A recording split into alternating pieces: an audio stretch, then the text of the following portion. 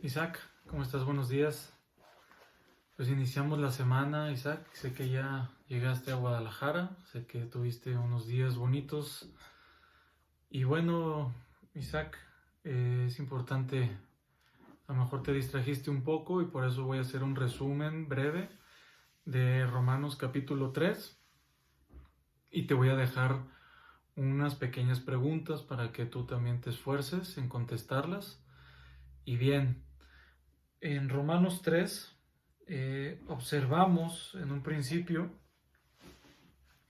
que al judío, que él le debe de aprovechar, que tanto le aprovecha la circuncisión. Y Pablo dice que pues, ciertamente lo que realmente le conviene al judío, o lo que es porque le ha sido confiada la palabra de Dios desde un principio. Como lo vimos, antes no había iglesias y solamente era el pueblo de Dios el que tenía el privilegio de conocer las Escrituras. También nos muestra este capítulo en sus primeros 8 versículos. Hace una referencia a Pablo sobre que nuestras injusticias resaltan la justicia de Dios y que nuestras mentiras resaltan la veracidad de Dios. Después vemos del versículo 9 al versículo 18 la universalidad del pecado, donde no hay nadie que busque a Dios, donde todos se desviaron, donde no hay quien entienda, donde sus pies se apresuran a derramar sangre, donde dice que no hay temor de Dios delante de sus ojos, y nos habla que todos hemos pecado. Más adelante nos lo describe, pero quiero resaltar, porque eso fue parte de lo que vimos en estos breves estudios por nuestro WhatsApp, por nuestro chat, es que sabemos por la ley que la ley lo que ocasiona es que todos nos sintamos necesitados de Jesucristo, porque por la ley nadie va a ser salvo. Por guardar la ley nadie va a ser salvo de la ira de Dios. Y bueno, vimos también en Romanos 3:23 que dice: por cuanto todos pecaron y están destituidos de la gloria de Dios. Ahí sella esa parte, ¿no?, donde estamos entendiendo la universalidad del pecado.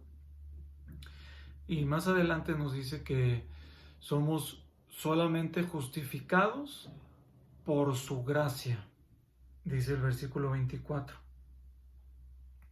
Después viene una serie de afirmaciones de la fe, que es muy importante, que lo que hizo Dios para manifestar su justicia fue por medio de la fe en la sangre de Jesucristo, como dice el versículo 25.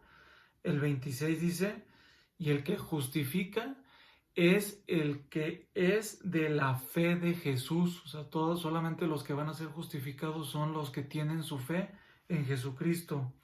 Y luego el 27 resalta que no es por la fe de la ley. Y después en el versículo 30 nos dice que Él justificará por la fe a los de la circuncisión, es decir, al pueblo hebreo, a los judíos, y también por la fe justificará a los incircuncisos, o sea, a todos los gentiles, a todos los que no somos del pueblo de Israel. También habla que por la fe, dice, de hecho hace una pregunta, dice: por la fe invalidamos la ley. Y lo dice: de ninguna manera, sino que confirmamos la ley.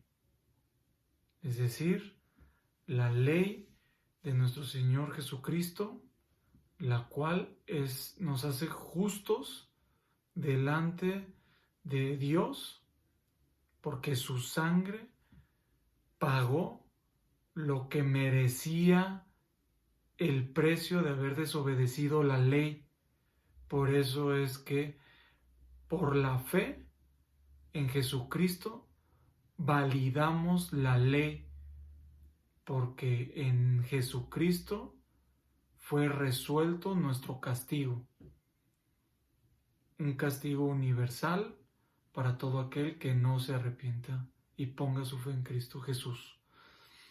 Isaac, espero tus respuestas, que Dios te dé una bonita semana. En esta semana nos vemos, si Dios quiere. Te pido que ores porque partimos para verte. Que Dios te bendiga.